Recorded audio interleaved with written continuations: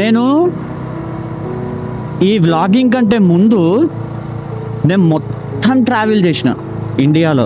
అస్సాంలో కామాఖ్య వెళ్ళిన, కేదార్నాథ్ వెళ్ళిన 3 times, రిషికేశ్, చార్ధామ్ మొత్తం చూసిన, యమునోత్రి, గంగోత్రి, అట్లానే ఉజ్జయిన్, ఎంపీ మహారాష్ట్ర అయిపోయింది.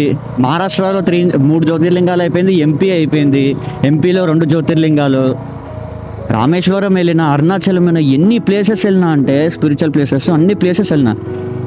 ఈ వెళ్ళిన ప్లేసెస్ అన్నిటికీ జస్ట్ నేను అలా వాళ్ళని చూసి దర్శనం చేసుకుని వచ్చేసా. ఏ కోరిక కోరుకోకుండా వచ్చేసాను నేను.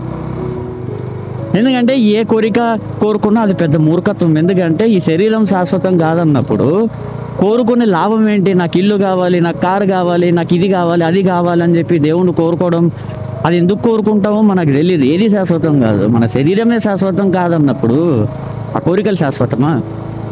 అందుకని కోరుకోను. ఆయన సమయంలో ఆయన ఆల్రెడీ మన రాత రాసేసినప్పుడు ఆ రాతని మార్చాలనుకోవడమే మనం కోరుకునే కోరికలు చెప్పాలంటే. కానీ నాకు శివుడికి జరిగిన లీలలో చెప్తాను చూడండి. నేను ఎన్ని ప్లేసెస్కి అయితే వెళ్ళానో ఆ ప్లేసెస్కి కోరుకోకుండా వచ్చాను కదా. తర్వాత సడన్గా నాకు మోటో వ్లాగ్ స్టార్ట్ చేయాలనిపించింది.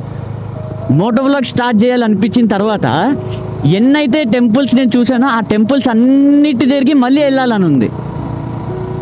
అంటే బ్లాగింగ్ చేసి మీ అందరికీ చూపిద్దాము అని అన్ని టెంపుల్స్ దగ్గరికి వెళ్ళాలని ఉంది. అంటే ఇక్కడ ఏం జరిగింది? నేను ఏ టెంపుల్స్ దగ్గరికి అయితే వెళ్ళానో, ఏ శివుడు జ్యోతిర్లింగాలకి కానీ లేకపోతే శక్తిపీఠాలకి వెళ్ళానో, ఎప్పుడైతే నేను కోరుకోలేదో, కోరుకొని దాన్ని కోరికగా మార్చాడు ఆ శివుడు. అది ఎలా అంటే, ఇప్పుడు నేను మళ్ళీ నేను అన్నిటికీ వెళ్ళాలనుకుంటున్నా కదా. అన్నిటికీ వెళ్ళాలనుకుంటున్నా అంటే అది కోరికే కదా. చూడండి.